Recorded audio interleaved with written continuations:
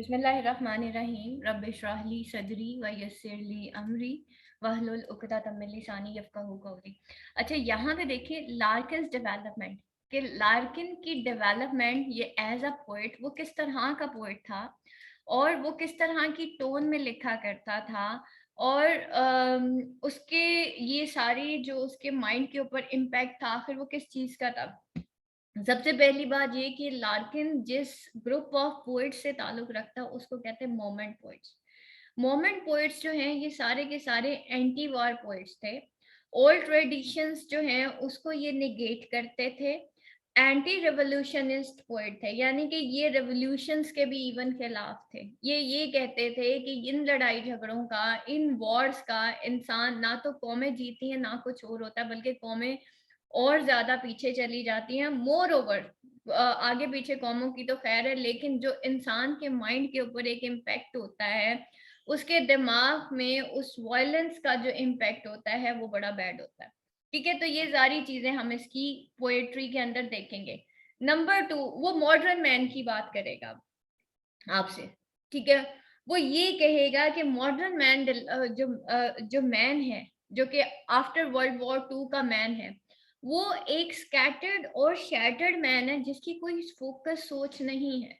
उसको खुद नहीं पता कि उसने जाना क्या है, कहाँ है और उसने करना क्या है। रीजन क्या है, जो गवर्नमेंट है सिवाय उसने लड़ाई झगड़ों के या वॉर इम्पैक्ट करने के दूसरी नेशंस के ऊपर और कुछ भी नहीं किया हुआ। ठीक है, तो जब गवर्नमेंट जो है वो लड़ाई झगड़ों में पड़ जाती है तो आम आवाम जो होती है उसके दिमाग के ऊपर एक बड़ा ही नेगेटिव इम्पैक्ट पड़ता है। लोग ये समझते हैं, आप इसकी सारी पोएम्स देखें, आपके सिलेबस में चार चार पोएम्स है ना लार्किन की, द एम्बुलेंस, और उसके बाद जो है चर्च गोइंग, एम्बुलेंस और ये 1914। ठीक है, जो कि वर्ल्ड वॉर 1 का उसने सिनेरियो दिखाया हुआ उसके अंदर।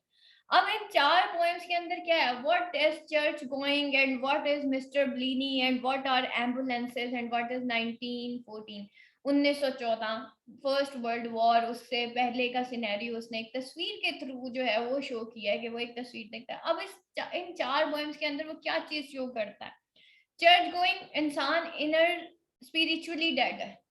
Mister Bleaney, the modern man, a confused minded man. Ambulances, एक आम आवाम जो कि शायद इस इंतजार में अभी कोई अनहोनी होने वाली है। रीजन, हुकूमत जो है, जो गवर्नमेंट है, बजाय इसके कि लोगों की बहबूद के लिए काम करे, वो क्या करती है, आपस में लड़ाई झगड़ों में पड़ जाती है। उस लड़ाई झगड़ों की वजह से जो आम आवाम होती है वो डिप्रेस्ड हो जाती है। उसको ये लगता है अगर कोई अलार्म बजता है या कोई एम्बुलेंस आती है तो शायद कोई बदशगुनी का एक एलिमेंट है जो कि लोगों की जिंदगी में है। आज की आम आवाम को देख लें, हम पाकिस्तानी इसको देख लें। मैं डेली बेसिस पे इतने लोगों से बात करती हूँ, लिटरली जब मैं बात करती हूँ मुझे अंदाजा हो जाता है कि मतलब दे आर जस्ट लाइक कि अभी कुछ बुरा होने वाला है, या तो बुरा हो चुका है या बुरा हो रहा है या बुरा होने वाला है। 98%, 95% लोग ऐसे ही हैं। उनकी सोच में पैसिमिज्म आ गई है, उनकी सोच में वायलेंस आ गई है, उनकी सोच में ये आ गया कि शायद अगला बंदा जो है ना मुझे लूटने के लिए बैठा हुआ है बस। ठीक है, या हर बंदा जो है वो धोखेबाज है। रीजन, जब जो हुकूमतें होती हैं, जब ऊपर की गवर्नमेंट होती है, वो आपस के इन झगड़ों में पड़ जाती है तो नीचे अदालतों को कौन देखेगा, राइट एंड रॉन्ग को कौन देखेगा, इन सारी चीजों को।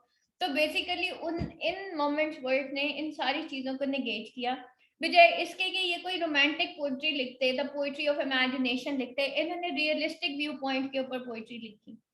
ठीक है, और ये जितने भी पोइट्स हैं ये सारे एंटी वार पोइट्स हैं। सबसे बड़ी बात ये, इन्होंने सिटी लाइफ के ऊपर और उसकी जो लोग जो है स्पिरिचुअली डेड हो गए हैं, और स्पिरिचुअली डेड होने की वजह से वो उनके अंदर जो एक पैसिमिज्म आ गई है, नेगेटिविटी आ गई है, अंदर से वो होलो मैन है, ना उनके अंदर दीन है ना वो उनके अंदर दुनिया है। तो they are just like the atheist. Atheist ऐसे लोगों को कहते हैं जो गॉड को नहीं मानते। ठीक है, तो बेसिकली हमारा भी यही हाल हो गया है कि हम अल्लाह को तो मानते हैं, अल्लाह की नहीं मानते। दूसरी चीज, हमारी डिसोलेटेड पर्सनालिटीज हैं, हमें नहीं पता जाना क्या है, हमें नहीं पता करना क्या है। वी आर जस्ट लाइक कि हम उंगलियां उठाने के लिए सबकी तरफ तैयार हैं, लेकिन हम अपने अंदर नहीं देखते। Mister Bleaney is just like that. Mister Bleaney, जब आप पढ़ेंगे ये सारी पोएम्स पढ़ेंगे, तो mister Bleaney is the modern man, जो उस कमरे में घुसता है, एक गंदे से कमरे में घुसता है, और वो कहता है कितना गंदा कमरा है, लेकिन जब वो उस गंदे कमरे में रहता है तो वो भी वैसा ही बिहेव करता है जैसा उससे पहले जो रेंट में रहने वाला एक लड़का जो है वहां पे रह के गया होता है। तो बेसिकली क्या होता है, हमें नहीं पता होता किसी के हालात कैसे हैं, हमें नहीं पता होता किसी के वाकयात कैसे हैं, या फिर हमें ये पता नहीं होता कि जो बुराई उसके अंदर है वो मेरे अंदर भी है। ठीक, तो ये सारी चीजें आप लार्किन की पोइट्री के अंदर देखेंगे, and that is really very interesting poet, और बहुत ही मतलब अच्छी पोइट्री इसने लिखी है। स्पेशली इसका जो मेन, जो मुझे सबसे अच्छी चीज लगी, उसने मेनली टारगेट किया है गवर्नमेंट को, और उसने टारगेट किया है मॉडर्न मैन को, ठीक है, एक स्पिरिचुअली डेड मैन को। और इसके अंदर अगर आप इसकी पोइट्री की मेन खासियत देखें तो पैसिमिज्म और वायलेंस बहुत ज्यादा है, ठीक है। There are several poems of Larkin which tentatively explore the possibility of a positive meaning in life, ठीक है। वो कहता है यहाँ पे बहुत सी पोएम्स हैं लार्किन की जो कि टेंटेटिवली एक्सप्लोर करती हैं पॉसिबिलिटी कि एक पॉजिटिव मीनिंग इन लाइफ जो है उसको एक्सप्लोर किया जाए। Larkin is a poet whose very name conjures up a specific persona, the gloomy, death-obsessed, and darkly humorous observer of human foibles and failings. अभी मैंने आप यही बात की ना कि वो इंसान के अंदर क्या देखता है, वो इंसान की माइंड के अंदर क्या देखता है, उसकी इनर सेल्फ को वो कैसे एक्सप्लोर करता है। तो लार्किन जो है वो कंज्योर करता है, very Larkin is a poet whose very name conjures up a specific person, ठीक है। उसका पहला, उसका नेम ही जो है कंज्योर अप करता है एक ऐसे पर्सन को जो कि ग्लूमी है, सैड है, डेथ ऑब्सेस्ड है, कि उसके जहन पे डेथ ऑब्सेशन बहुत ज्यादा है। लाइक मैंने आपको बताया, बिकॉज उसने world war 1 and world war 2 post war scenario, और फिर उसने ये वॉर्स देखी हुई थी, वो एंटी वॉर पोइट था। और वॉर्स में सबसे ज्यादा डेथ एंड डिस्ट्रक्शंस होती हैं, और ये डेथ एंड डिस्ट्रक्शंस जो हैं उसका इम्पैक्ट लार्किन के हम माइंड के ऊपर देखेंगे। उसके बाद जो है darkly humorous observer of human foibles and failings, ठीक है। वो जो है एक डार्कली ह्यूमरस ऑब्जर्वर था, ऑब्जर्व करता था, कीन ऑब्जर्वर था इंसान की खामियों का, कोताहियों का, कि इंसान कहाँ कहाँ पे गलत होता है। अगर वो चर्च में जाता है तो वो कैसे बिहेव करता है, क्या वो वहां पे वाकई स्पिरिचुअली एलिवेटेड होने जाता है, या वहां पे एज अ रिचुअल वो अपनी इबादत करने जाता है। तो बेसिकली वो इंसान को बड़ा तरीके से टारगेट करता है कि वी आर बिहेविंग रिचुअली। हम ट्रेडिशनली तौर पे रोजे पर रख लेते हैं कि जी सब रोजे रख रहे हैं, रमजान आ गया, हमने रोजे रखे, हमने रमजान में ही सिर्फ 5 वक्त की नमाज पढ़नी है, चलें 4-3 तो हो ही जाती है रमजान में, और बाकी 11 महीने छुट्टी है, क्योंकि ट्रेडिशन ये कहती है कि रमजान में रोजे रख लो, रमजान में नमाजें पढ़ लो, क्योंकि रमजान है। उसके बाद देखिए ना, हम ट्रेडिशनली बिहेव कर रहे हैं ना, तो हम spiritually, Ramzan is the slogan कि जी आप स्पिरिचुअली एलिवेट हो जाएं, आपको आदत पड़ जाए 5 वक्त की नमाजों की, ताकि बाकी 11 महीने वो प्रैक्टिस होती है बेसिकली 30 डेज, कि आप अगर हलाल अल्लाह की खातिर छोड़ सकते हैं तो हराम भी छोड़ सकते हैं। हर देखें, हर चीज हलाल है सिवाय उन चंद चीजों के जो कि अल्लाह ने बताई है कि ये हराम है। थोड़ी सी चीजें तो अल्लाह ने हराम बनाई है, सारी दुनिया तो अल्लाह ने हराम नहीं बना दी ना, लेकिन हम 2-4 हराम चीजों के पीछे अपना ईमान जाया कर देते हैं। करते हैं कि नहीं करते? तो ये है ह्यूमन फाइबर्स एंड फीलिंग्स। हजरत आदम को अल्लाह ताला ने मना किया था ना कि जन्नत का फल नहीं खाना, पूरी जन्नत उनकी थी, ठीक है। एडम एंड ईव को मना किया था ना नहीं खाना जन्नत का फल, उन्होंने वही एक फल खाया। इंसान जो है वो प्रोन है टुवर्ड्स इविल, ठीक है। उसको जिस चीज से मना करे ना वो उसने उधर ही जाना है। उसको कह दो ना ये चीज हराम है, तूने नहीं खानी, वो खाएगा, उसका दिल करेगा, ठीक है। तो that is the irony of the situation, या आयरनी है हमारे अंदर कि हमें हर बुरा इंसान तो बुरा लगता है, हमें बुराई बुरी नहीं लगती। तो ये ह्यूमन फीलिंग्स है कि जब हम खुद उस बुराई को अडॉप्ट करते हैं तो वो फिर हमें बुरी नहीं लगती। जैसे मैंने आपको मिस्टर ब्लिनी का एक छोटा सा एक क्लिप दिखाया कि वो इस तरीके से करता है, और the truth both about the man and his work is more complex. ठीक है, ट्रुथ बोथ अबाउट एक इंसान और एक उसका काम। मैंने कहा ना, इंसान और फिर उसका काम। हम इंसान, बुरे इंसान से नफरत करते हैं, बुराई से नफरत नहीं करते। तो इसलिए वो जब बुराई हम खुद करते हैं ना, फिर वो हमारे लिए बुराई बुराई नहीं रहती।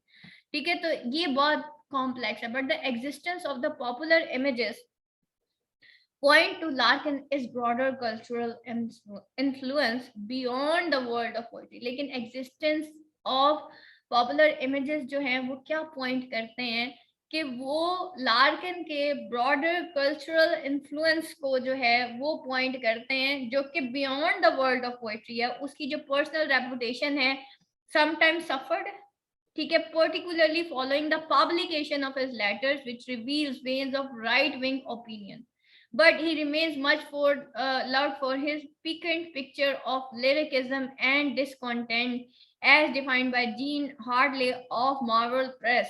अब यहाँ पे वो कहता है कि उसकी पर्सनल रेपुटेशन जो है बाज औकात सफर्ड भी हुई है। ठीक है, बहुत सारे लोगों ने क्रिटिसाइज किया उसकी इस रेपुटेशन को, particularly following the publication of his letter. Particularly जब उसकी पब्लिकेशन ऑफ लेटर हुए जो कि जिन्होंने रिवील किया veins of right and wrong opinion को, राइट विंग ओपिनियन को। ठीक है, जिन्होंने रिवील कर दिया राइट विंग ओपिनियन की वेन्स को। बट अब देखें, जब इंसान हक बात करता है तो लोगों को अच्छी थोड़ी लगती है। But he remain much love for his piquant mixture of lyricism and discontent. लेकिन वो जो है उसको बहुत ज्यादा एडमायर किया गया उसकी पिकेंट मिक्सचर ऑफ लिरिकिज्म, उसकी लिरिकिज्म की वजह से, और डिस्कंटेंट। ठीक है, और उसके डिसकंटेंट की वजह से, as defined by Jean Hartley of Marvell. Born in Coventry, Larkin was the son of a Nazi sympathizing father. Nazi, ये जो हिटलर था ना, इसको नाजी कहते थे। ठीक है, और जो बाकी थे ना, ये जो रशिया और बाकी सब जो आपस में मिल गई थी बाकी नेशंस, उनको एलाइड्स कहते थे। ठीक है, एलाइड्स की और नाजीज की आपस में वॉर हुई थी, और फाइनली हिटलर जो है वो हार गया था। और जब हिटलर को ये पता चला, उससे एंड पे जाके ना एक बहुत बड़ी गल, वैसे हिटलर थ्रू आउट जो है ना वो लड़ता रहा है एंड तक, उसने बड़ी किलिंग्स की थी। In fact Hitler was a true hero और ट्रू पेट्रियट जो कि जर्मन्स के लिए लड़ा था बहरहाल। लेकिन एट द एंड उससे कुछ ऐसी गलती हुई थी और उसके इनर कुछ इस तरह के कॉन्फ्लिक्ट्स हो गए थे, अंदर से ही उसके बाग ही निकल आए थे। और एक जगह पे उसको जब पता चला कि उसकी पूरी की पूरी फौज जो है ना वो उसकी डेथ हो गई है, यानी कि उसको मार दिया गया था। और अभी इसका वो वाकया आएगा, सॉरी सी मसीनी मैं पढ़ाती हूँ ना, उसमें लिखा हुआ वो सारा ना। बहरहाल वो कोई सी था जिससे जो है ना इसकी पूरी की पूरी फौज को किल कर दिया गया था। ठीक है, तो उसमें जो है ये हुआ था एट द एंड, जब हिटलर को ये पता चला कि भाई अब मैं जो हूँ बिल्कुल मौत के करीब हूँ, यानी कि मैं हार चुका हूँ और मुझे एलाइड्स ने हरा दिया, नाजीज को एलाइड्स ने हरा दिया। और हिटलर को फैसिस्ट भी कहा जाता है, ये जो मोदी है उसको भी फैसिस्ट कहा जाता है ना, तो हिटलर को फैसिस्ट भी कहा जाता है क्योंकि इसने बहुत सारे यहूदियों को किल कर दिया था। तो ये जो नाजीज है ना, basically those are the Hitler. और हिटलर ने सेकेंड वर्ल्ड वॉर जो हुई थी वो नाजीज और एलाइड्स के दरमियान हुई थी, और एट द एंड हिटलर को शिकस्त हो गई थी। और फिर जब हिटलर को ये पता चला कि वो हार गया, तो उसने अपने आप को एक बहुत बड़े किले में वो खुद भी चला गया था और अपनी बीवी को भी ले गया था। तो पहले उसने अपनी बीवी को गोली मारी थी और फाइनली उसने अपने आप को फिर शूट कर दिया था। ये हुआ था जी हिटलर के साथ। लेकिन इसका जो बाप था ना वो बड़ा हिटलर को मतलब बहुत सारे लोग हैं, अब दो राय हैं, बहुत सारे लोग हिटलर को लाइक करते हैं और बहुत सारे लोग उसको डिसलाइक करते हैं। तो उसका जो बाप था अ, ये लार्किन का, वो जी हिटलर को बड़ा एडमायर करता था, सिंपैथाइज करता था, who work as the city treasurer and a mother to whom he felt a strong though sometimes claustrophobic attachment. ठीक है, उसकी काफी अटैचमेंट थी अदर अपनी मदर के साथ। The forgotten boredom of his childhood was followed by much more colourful period at Oxford university. और उसकी फॉरगॉटन बॉर्डम जो कि उसने ऑफ हिज चाइल्डहुड, ठीक है, और जो कि उसकी चाइल्डहुड की थी ये इसने पोएम लिखी थी, ठीक है। Of his childhood was followed by much more colourful period at Oxford university. एक कलरफुल वो जो है फॉलोड हुई एक कलरफुल पीरियड जो कि उसका ऑक्सफोर्ड यूनिवर्सिटी में था, where he form several important friendship with amongst other Kingsley Ames, Larkin's first job after university, running a local library in Shropshire, became his wage-earning career for the rest of his life, taking him to the university libraries in Leicester, Belfast, and finally Hull, where he stayed for 30 years. अब यहाँ पे क्या था, अब देखें कि उसकी पहली जो जॉब थी आफ्टर यूनिवर्सिटी के, वो एक लोकल लाइब्रेरी रन करता था। पहले जो है ना, ये किताबों का दौर था, राइटिंग्स का दौर था। आजकल तो न्यूज़ का और यूट्यूब चैनल्स का दौर आ गया ना। टीवी के जितने भी जो हैं न्यूज़ कास्टर्स जो हैं, वो सारे यूट्यूब के ऊपर आ गए हैं। और अब तो वो चैनल्स वालों को आंखें दिखाते होंगे कि देखो अब तो हमारा अपना यूट्यूब चैनल है, तो अब वो चैनल वालों की बातें नहीं सुनते होंगे। तो इसी तरीके से यहाँ पे जो है वो उसका जो मेन क्या था कि वो यही काम किया करता था, किताबें। पहले तो उसने लाइब्रेरी से स्टार्ट लिया और फिर क्या हुआ, became his veg earning career for the rest of. तो लोकल लाइब्रेरी उसने रन करना शुरू की शॉपशायर में, और फिर यही उसका वेज अर्निंग करियर था उसकी पूरी लाइफ के लिए। Taking him to He stayed for 30 years, taking him to university libraries in Lancaster, Belfast, and finally Hull, जहाँ पे वो 30 years उसने stay किया. His lack of professional eventfulness was matched, at least on the surface, by his women.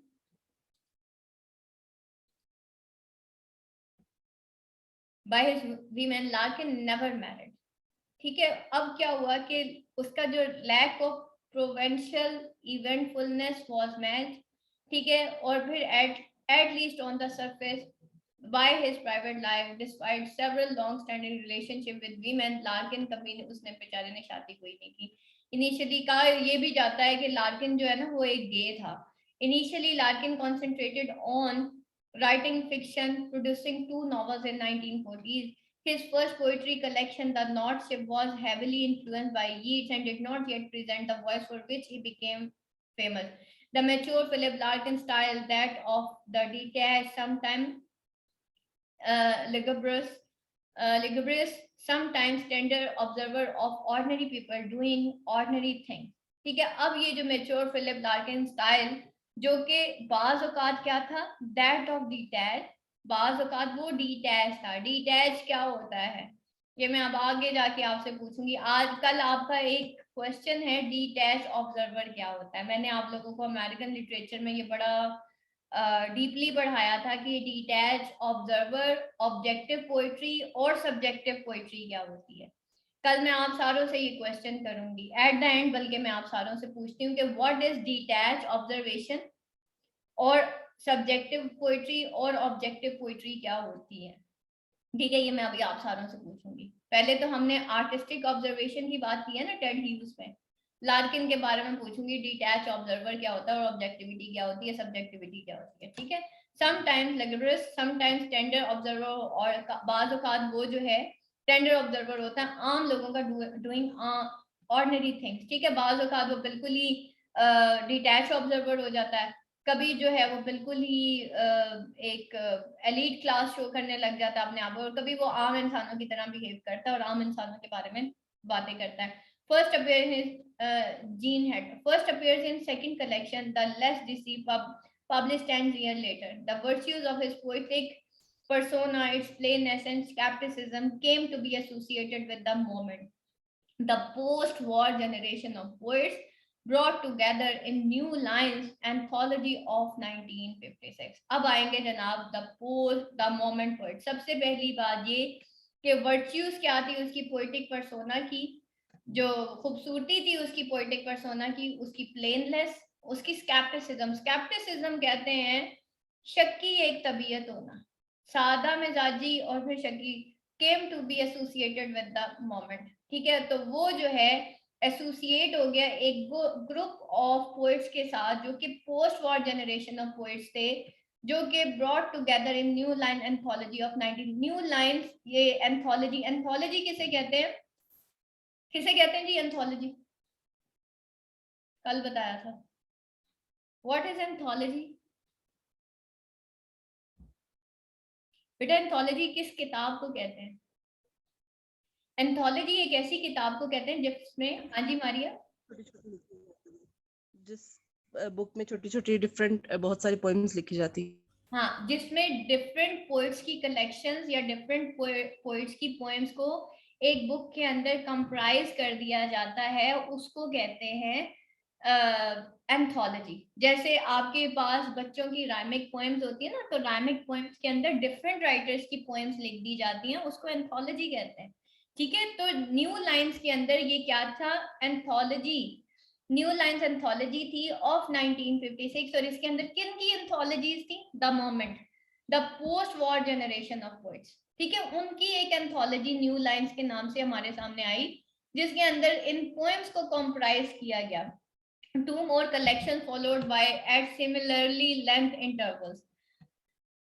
The Whitson achievement, the high windows, 1974. In his final decade, Larkin poetic inspiration largely faded, and he produced only a handful of poems before his death from cancer in 1985.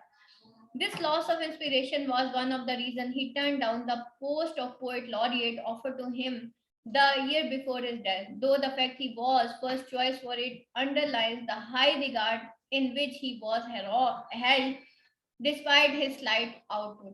Larkin was a fine reader of his work archive, and the archive is delighted to be able to present for the first time extract from a newly discovered recording dating from early 1980s. It was made by John Weeks, the sound uh, archivist at Hull University, and so a colleague of Larkin's. Despite the relaxed circumstances in which the sessions were recorded on a series of Sunday afternoons following a leisurely lunch, the sound quality is excellent. Significant too is the extent of recording in choosing to read just shy of 30 poems. ठीक है, अब क्या हुआ? Larkin seemed to be offering an interview of his career as if were he was nearing its end. अब क्या हुआ कि उस दौर के अंदर टेप्स जो है ना वो डिस्कवर हुई इन अ गैरेज बाय मिस्टर वीकसन, जो इसने रिकॉर्डिंग्स की हुई थी। एंड अब बल्कि वो शायद हुआ कि भैया मैं इनको रिकॉर्डिंग्स को जो है ना वो शेयर करूं, और उसको थोड़ी significant to is the extent of recording. ठीक है, boss in choosing to read just shy of 30 point. ठीक है, वो जो है शाय था ऑफ 30 पॉइंट। तो उसने जो है offer seems to be offering कि शायद वो एक इंटरव्यू ऑफ हिज करियर देगा, but as if aware he was near its end, लेकिन जैसे वो अपने एंड के करीब था, मरने वाला था। और the tapes were discussed in a garage by mister Wickson. ये जो वो रिकॉर्डिंग्स किया करता था ना, वो मिस्टर वीकसन के गैरेज से डिस्कवर हुई। And a commercial release will be forthcoming from Faber January 2009। ठीक है, 2009 के अंदर जो है इसकी रिलीज हुई इन रिकॉर्डिंग्स की। In the meantime, archive listeners can enjoy a preview of Larkin's expert delivery of three of his famous poems, Mr. Bleeny, The Whitson Wedding, The Trees। और फिर क्या हुआ कि इन मीन टाइम वो जो archive listeners थे उन्होंने enjoy किया preview of Larkin expert delivery of three of his famous. वो जो उसने डिलीवर की ना, उसने रिकॉर्डिंग्स की हुई थी अपनी पोएम्स की, उन्होंने वो सुनी। और मिस्टर ब्लीनी थी उसमें, विटसन राइटिंग थी, trees, Larkin voice on the page. अब लार्किन की वॉइस जो है वो दुनिया के सामने आई, full of hesitations and qualification which give the impression of a mind caught in the act of thinking। और वो किस तरह की वॉइस थी जो हमारे सामने हुई, जो कि फुल ऑफ हेजिटेशंस थी और क्वालिफिकेशन यानी कि उसका एक ब्रॉड विजन था, which give the impression of a mind caught, जैसे एक माइंड कॉट हो गया in the act of thinking. यानी कि एक तरफ उसकी हेजिटेशन थी जो कि उसका माइंड कॉट कर गई, और दूसरी तरफ उसकी क्वालिफिकेशंस थी जो कि उसका ब्रॉड विजन था, उसका एक्ट ऑफ थिंकिंग था। Is particularly suited to reading aloud. Larkin once said of his poem that he wanted to give reader the impression of a chap chatting to chaps। Larkin जो है वो अपनी poem में चाहता था readers impression के ऐसा लगे जैसे दोस्त दोस्तों से बातें कर रहे हैं। And certainly his understanding delivery does the colloquial aspect of his poetry justice. और सर्टेनली उसकी अंडरस्टेटेड डिलीवरी जो है वो डज द कॉलोकियल कहते हैं symbolical aspect of his poetic justice उन्होंने शो किया, but this tone is balance in this poem by a hard won lyricism. और ये टोन जो है बाद में बैलेंस हुई in this poem by a hard won lyricism, एक हार्ड वॉन लिरिकिज्म हमारे सामने आई, transcendence even specially in final stanza of the Whitsun wedding, which shift the language of the poem from realist description to heightened metaphor with beautiful image of gathering emotional monuments as an arrow shower somewhere becoming rain। और फिर जो है उसने एक अच्छा, ये जो हमारे मोमेंट पोइट्स है ना, जो कि एंटी वॉर पोइट्स थे या पोस्ट वॉर पोइट्स हम इनको कहते हैं, इनका एक स्लोगन ये भी था कि जो रोमांटिक पोइट्स है ना वो ग्रीक माइथोलॉजी में चले जाते हैं, बहुत डीप लैंग्वेज में चले जाते हैं, मेटाफर्स में चले जाते हैं, जो कि एक आम इंसान के बस की बात नहीं है कि वो इस लैंग्वेज को समझ सके। तो इस वजह से इसने कहा कि भाई जो पोइट्री है या जितने भी ये मोमेंट्स पोइट हैं, ये कहते थे कि पोइट्री ऐसी होनी चाहिए कि बिल्कुल सिंपल लैंग्वेज में होनी चाहिए, और उसके अंदर ये मेटाफर सिमिलीज या इस तरह की लैंग्वेज नहीं होनी चाहिए, क्योंकि ये लैंग्वेज एक एजुकेटेड इंसान तो समझ सकता है लेकिन एक आम इंसान नहीं समझ सकता। ठीक है, तो ये एक्चुअली लेकिन द विट्सन वेडिंग के अंदर उसने उस सिंपल लैंग्वेज को शिफ्ट किया उस रियलिस्टिक डिस्क्रिप्शन से इनटू हाइटेंड मेटाफर। ये वो इसकी पोएम थी जिसके अंदर उसने मेटाफर यूज किए थे with a beautiful image of gathering emotional moment. ठीक है, एक ब्यूटीफुल इमेज जो कि गैदर करता है emotional monument, momentum as an arrow shower. Momentum तो आपको पता ही है, वो मोमेंटम आपको पता है ये जो झूले का मोमेंटम होता है, आगे जितना जाता है उतना पीछे। इमोशनल मोमेंटम यानी कि इमोशनल उतार चढ़ाव की एक गैदरिंग थी। ठीक है, and N arrow shower something becoming rain, जैसे एक एरो शॉवर करता है, जो जैसे कुछ somewhere becoming rain, जैसे कहीं पे बारिश हो रही हो। It is such sudden opening coupled with the structural music of is highly structured but flexible verse form that shifts Larkin poetry beyond misanthropy of which he sometimes stand accused।